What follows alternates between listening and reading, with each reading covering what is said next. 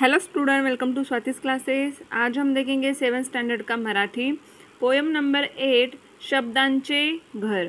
तो शब्द देखिए, शब्द कैसे बनते हैं। तो जो अक्षर होते हैं उन्हें मिला के हम लोग क्या बनाते हैं, शब्द बनाते हैं। और शब्द मिलके फिर सेंटेंसेस बनते हैं, वाक्य बनते हैं।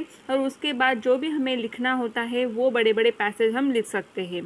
तो यहाँ पे आपको क्या दिया है, शब्दांचे घर, कि किस तरीके से जो शब्द होते हैं वो बनते हैं, या फिर जो अक्षर जो लेटर होते हैं उन्हें किस तरीके से एक साथ लाया जाता है जिनसे नए शब्द बनाए जाते हैं। सुंदर सुंदर शब्दांचे सुंदर सुंदर घर, त्यातून काही हळवे हळवे राहत होते स्वर। जैसे कि बताया गया है, देखिए साइड में आपको दिख रहा है कि शब्दांचे घर, कि शब्द का क्या है, ये एक सुंदर ऐसा घर है जिसमें सुंदर सुंदर शब्द होते हैं। त्यातून काही हळवे हळवे राहत होते स्वर। कोई भी अक्षर, कोई भी शब्द जब आप बोलते हो तो उसमें क्या आते हैं, स्वर, व्यंजन, ये आपने सीखा होगा। तो कई सारे ऐसे हळवे मीन्स को एकदम से शांत ऐसे वर्ड होते हैं, शब्द होते हैं, अक्षर होते हैं कि जो स्वर से बनाए जाते हैं। घरात होता काना मात्रा वेलांटीचा मेळ। तो ये घर मीन्स क्या है हमारा, जैसे कि कोई बुक है और उसमें अगर हमें देखना है तो क्या दिखेंगे, शब्द दिखेंगे जो कि अक्षर से बने होते हैं। तो वहाँ पर आपको क्या क्या दिखाई देगा, अगर आप मराठी की बात करोगे तो काना, मात्रा, वेलांटी, ये सब दिखाई देगा। एकोप्याने खेळायचे सगळे अक्षर खेळ। हर एक अक्षर को हम लोग क्या लगा सकते हैं, काना, मात्रा, वेलांटी, और उससे नए शब्द बनते हैं। विराम चिन्हांची ही होती सोबत वरचेवर। कोई सेंटेंस आप बनाते हो या फिर कोई पैसेज आप लिखते हो तो उस समय आपको विराम चिन्ह भी लगते हैं। विराम चिन्ह कौन से, जैसे कि कॉमा, फुल स्टॉप वगैरह ये लगाते हैं, उन्हें कहा जाता है विराम चिन्ह, जिसे हम पंक्चुएशन मार्क भी कहते हैं। तो ये विराम चिन्ह अगर नहीं होंगे तो देखिए पैसेज में कहाँ पे रुकना है, थोड़ी देर रुकना है या फिर सेंटेंस खत्म होता है, ये हमें कैसे समझ में आएगा। तो वहाँ पे विराम चिन्ह हमें क्या करते हैं, सोबत मीन्स हमारी मदद करते हैं। सुंदर सुंदर शब्दांचे सुंदर सुंदर घर। तो इस तरीके से इस घर में क्या बनाते हैं, हम लोग शब्द बनाते हैं और शब्द बना के सेंटेंसेस बनाते हैं जिनमें हम लोग विराम चिन्ह भी यूज़ करते हैं, जिनसे हमारा जो लिखाण होता है, जो लेखन होता है वो कैसे बनता है, सुंदर बनता है।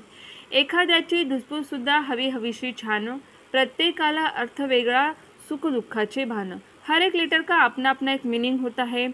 अगर देखिए घर शब्द बना है तो कौन से लेटर से बना है, घ और र से। इसमें से अगर र निकाल देंगे तो घर शब्द पूरा बनेगा क्या, नहीं बनेगा। अगर घ निकाल देंगे तो बनेगा क्या, नहीं। तो हर एक शब्द में जो लेटर होते हैं वो साथ में आते हैं, तब उन्हें अर्थ प्राप्त होता है, एक अलग ही मीनिंग प्राप्त होता है। मधले अंतर कुरवाळाया रेघांचे छप्पर। मीन्स देखिए जब हम मराठी में लिखते हैं तो क्या करते हैं, एक एक लेटर लिखने के बाद ऊपर से हम लोग क्या करते हैं, एक लाइन खींचते हैं। तो उससे क्या हो जाता है, पूरा शब्द एक साथ आ जाता है। जैसे कि घ और र है, दोनों को जोड़ा जाएगा, ऊपर एक लाइन हम देते हैं।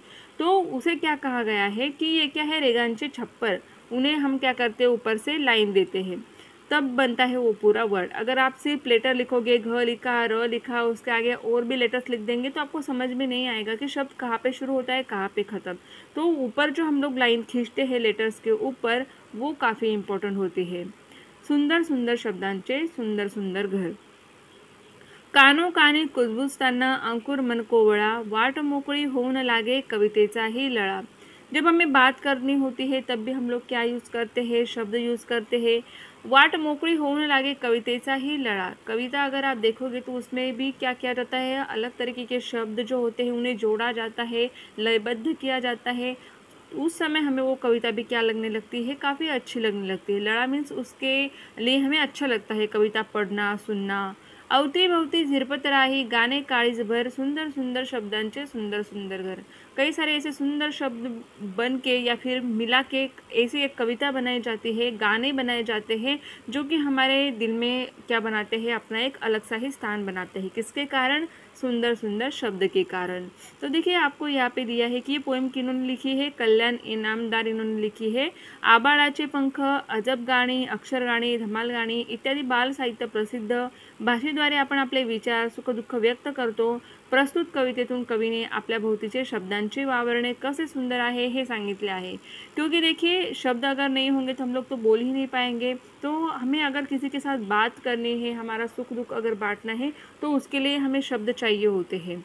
तो यही मराठी के शब्द जो होते हैं उनके बारे में आपको दिया है कि किस तरीके से वेलांटी कारणा मात्रा हम लोग देते हैं, उसके बाद एक वर्ड कंप्लीट होता है तो उसके ऊपर किस तरीके से लाइन खींची जाती है, और जो पंक्चुएशन मार्क्स होते हैं, विराम चिन्ह होते हैं, उनका भी महत्व आपको यहाँ पर बताया गया है। तो इस तरीके से ये पोएम आपको दी थी कि शब्द कैसे इंपॉर्टेंट होते हैं या फिर शब्द से ही हम भाषा अपनी कैसे बनाते हैं।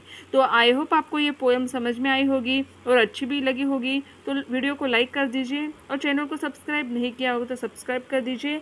आपको 7th स्टैंडर्ड के सारे सब्जेक्ट की वीडियोज इस चैनल पे मिल जाएंगे, तो उनको भी ज़रूर देखिए।